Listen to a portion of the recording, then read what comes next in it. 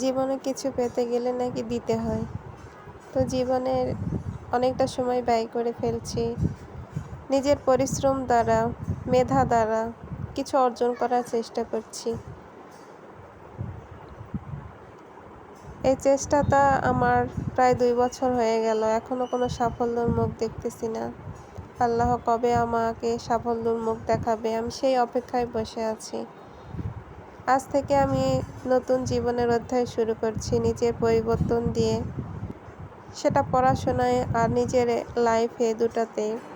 তো আগে শুধু পড়েই যেতাম, কিন্তু আমার পড়ার ধরনটা ছিল অন্যরকম। তো আমি এবারে যেহেতু সব পরীক্ষায় প্রিলি কেন্দ্রিক হয়, তো আমি সব কিছু এখন এমসিকিউ মুখস্থ করার ট্রাই করব, এবং যেগুলো হবে না সেগুলো গোল গোল দাগ দিয়ে রাখবো।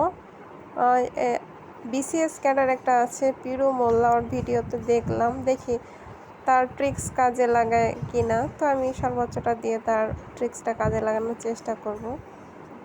তো ভাইয়ার কথাগুলো আমার ভালোই লাগে, তার পড়াশোনার সিস্টেম আমার অনেক ভালো লাগে।